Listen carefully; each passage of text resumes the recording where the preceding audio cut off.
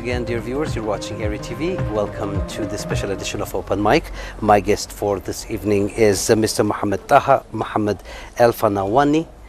He's the Assistant Director General for Africa and Interim Director for Priority Africa, sharing my floor for this evening. Mr. Elfanawany, you have met with a number of government officials.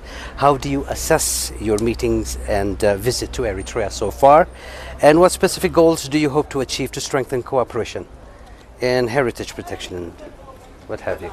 Thank you very much. It's a pleasure to be here. This is my first visit to Eritrea, hopefully not my last. And it's been a pleasure every moment of it.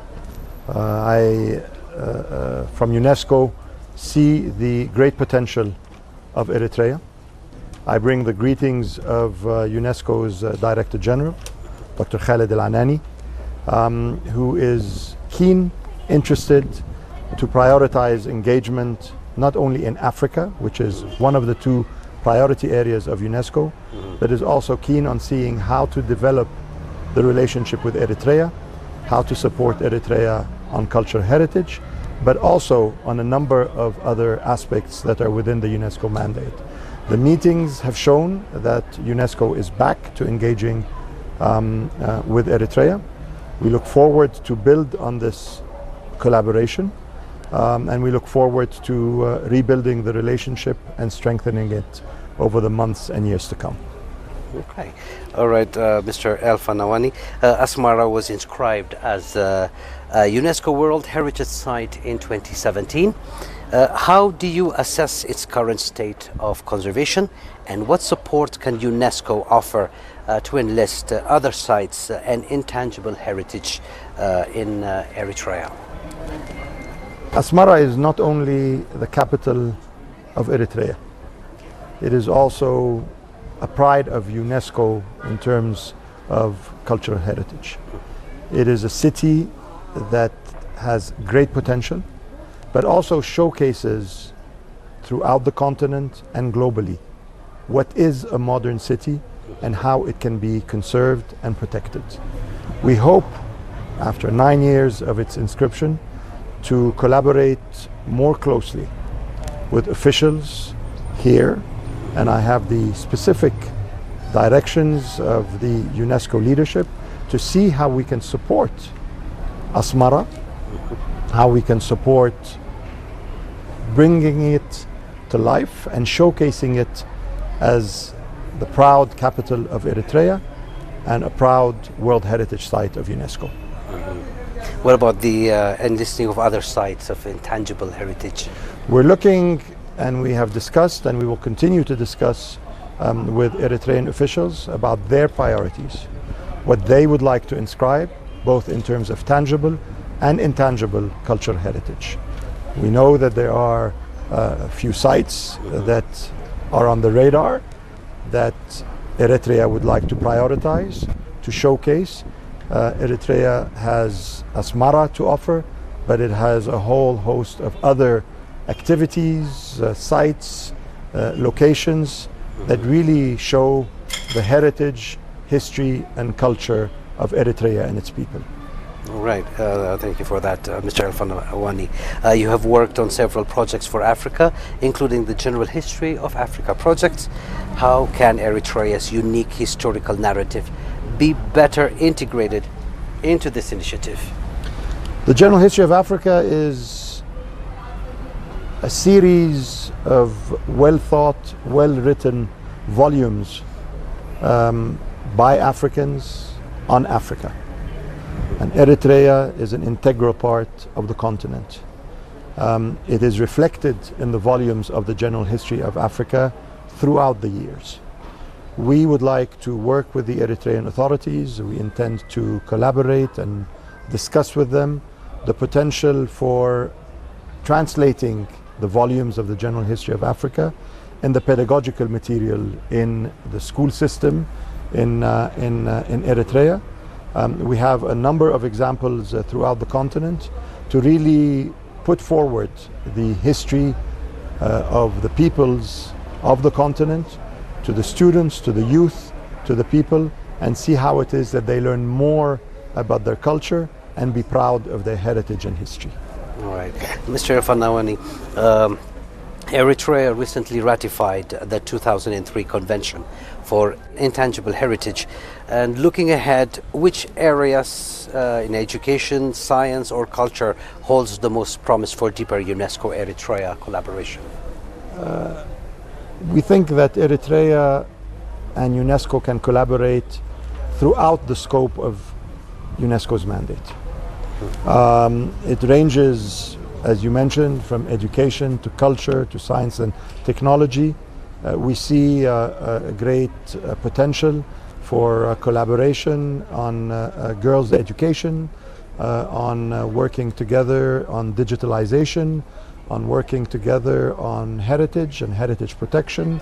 And we believe that this country has the great potential of collaborating within the context of existing conventions to which Eritrea has signed up to, outside of the context of the conventions. And we are here, and my presence along with the regional director is here to present to you what it is that we can work on. And we've already agreed to on a timeline of engagement within the context of UNESCO's mandate on certain aspects of higher education. We'll have meetings with the Minister of Education as well. We've had meetings with a number of principals from the Foreign Ministry to the Ministry of Information to Culture. And we believe that each of those key entities of the Eritrean government has great potential to work closely with our institution, and that UNESCO is ready to present all of its capacities toward that end. Okay. All right. Thank you for that. During your visit, I'm sure you've visited different sites here in Eritrea. So what is your general impression about them? Unfortunately, because of time constraints, I have been limited to Asmara. But I am aware that Eritrea has a lot more to offer. What I saw in Asmara reflects deeply the jealousy that my colleagues have felt when I told them I was coming to Eritrea. They were all not only curious, but all wanted to know more and all wanted to engage within the various competencies of UNESCO, be it, again, heritage, education, preservation.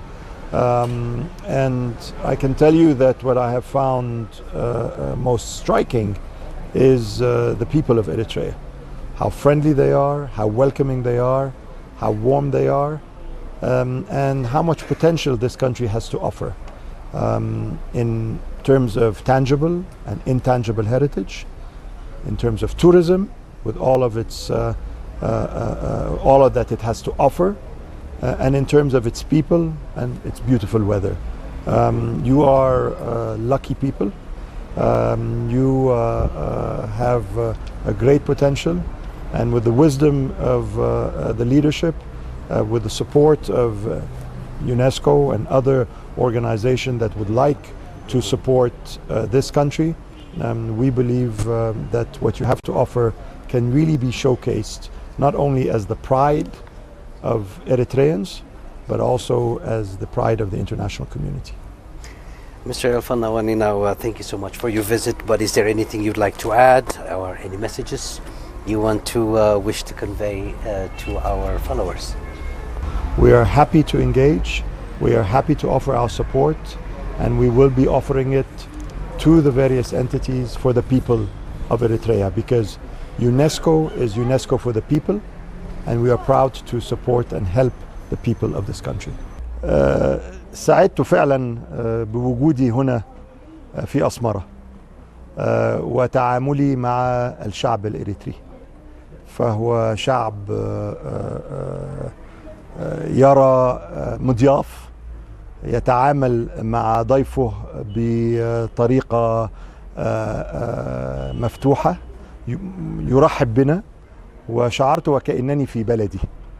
وأود أن أؤكد أن يونسكو هنا ليس فقط لمدة يومين أو ثلاثة، ولكننا هنا بإذن الله للتعامل مع الشعب الإريتري، للتعامل معكم في جميع الموضوعات التي تهم الشعب الإريتري، وللنظر معكم في كيفية مساعدة القيادة الإريترية والشعب الإريتري في جميع الجوانب التي ترونها مهمة بالنسبة لكم، سواء في موضوعات الثقافة والتراث أو التعليم أو العلوم أو غيرها من الموضوعات.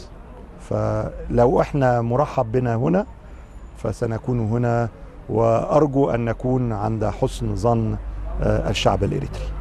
شكرا. Dear viewers, that was Mr. Mohamed Taha Elfanawany.